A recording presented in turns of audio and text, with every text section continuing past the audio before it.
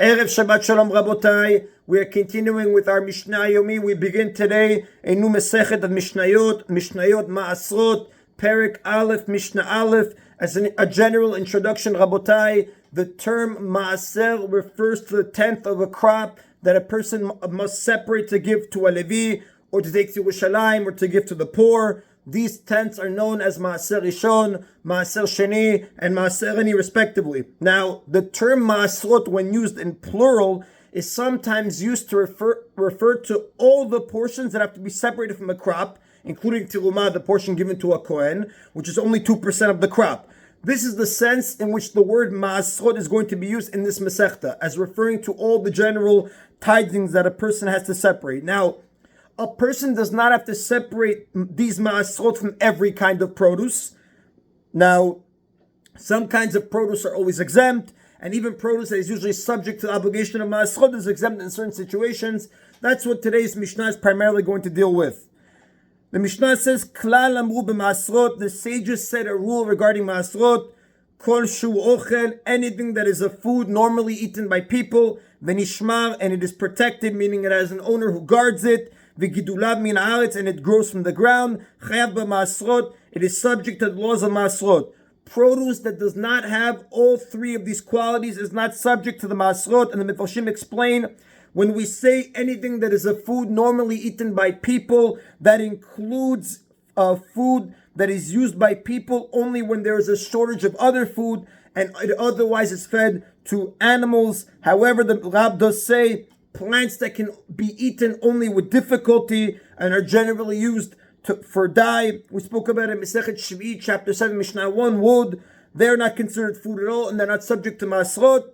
It's a food that's generally eaten. It's normally eaten by people, even if there's a shortage of other food, and otherwise they wouldn't eat it. V'nishmar, it is protected as an owner who guards it. This excludes, the Mefarshim say, plants that are not owned by anyone, which we call hefker. They are not subject to Maasrot. And the Mefarshim explain, ownerless produce does not have to have Maasrot separated from it, only if it was ownerless before the Maaser obligation took effect. For example, it grew on wild land not owned by anyone. However, if it was originally owned by someone and the Maaser obligation took effect on it, it does not become exempt from the obligation even after it's made ownerless afterwards.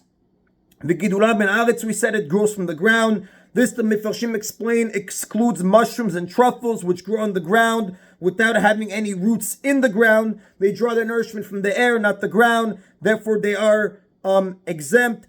Now, you need to have all these three qualities to be subject to Maasrot. The Mefarshim explain all three of these rules are learned from the pasuk in Sefer Dvarim, chapter 14, pasuk 22. Aser te'aser et kol tivot zarecha. You shall separate Maaser from all the produce of your planting. The word tivuat, produce, usually means grain. However, the Torah is using it here to refer to produce in general.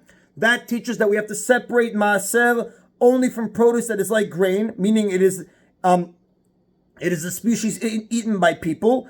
The phrase when it says aser te'aser et kol tivot zarecha, from all the produce of your planting, that teaches us that the Maaser obligation applies only to produce that is yours, meaning it belongs to someone and it's not ownerless. And the words planting, planting teaches it applies only to produce that is planted in the ground. They also said another rule about Maasrot, anything that is a food at the beginning of its growth and is a food at the end of its growth, meaning it's edible, both stages, meaning anything that can be eaten as soon as it starts growing, which the Rav says, example, vegetables, since many of them are edible almost as soon as they start growing.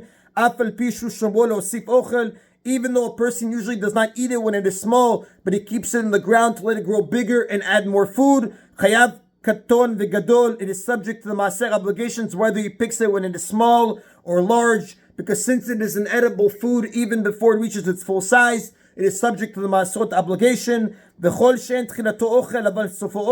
However, anything that is not a food at the beginning of its growth, but it is a food at the end of its growth when it reaches its full size, and it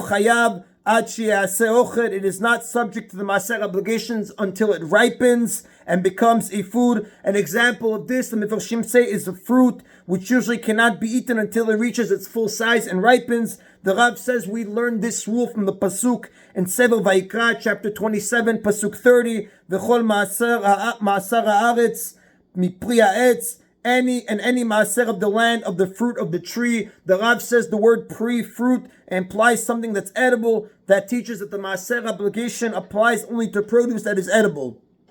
And that is in Rabotai of Mishnah Aleph. Mishnah Bet now continues. We just learned in the previous Mishnah that if produce is not edible when it first starts to grow, it is not subject to the Maaser obligation until it grows to a point where it becomes edible. Today's Mishnah is going to begin listing different kinds of fruit, and it teaches us at what stage they become edible and therefore subject to Maasrot. Mefarshim explain, even when fruit becomes edible, it can still be eaten as a snack. We call it chilat arai, without having its maasot separated. However, at this stage, it can no longer be eaten in a regular way, achilat keva. So the next three mishnah are going to teach us when different kinds of produce are considered to have become edible, so that their maasot have to be separated in order to eat them in a regular way. We're going to see later, Mishnayot 5 to 8 will teach when produce reaches the stage at which it cannot be even eaten as a snack before separating maasot. So the Mishnah says, from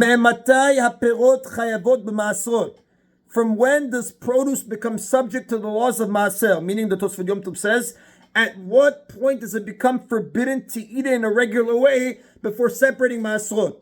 The Mishnah says, figs become subject once they begin to ripen, which is when the tips of the figs turn white. Grapes and avashim, which are kind of low quality grape, they become subject once the seeds can be seen through the skin, which the Mefarshim explain, when the grapes begin to ripen, their skin becomes transparent and one can see the seeds inside the fruit. As soon as the grape on the cluster gets ripe, the whole cluster, the Rav says, is subject to Maasrot, because it's a sign that all the grapes are edible. Ha'og, vatutim, mishyadimu, cornelian cherries, which the Rav explains here, and mulberries, they become subject to the Maasrot once they turn red.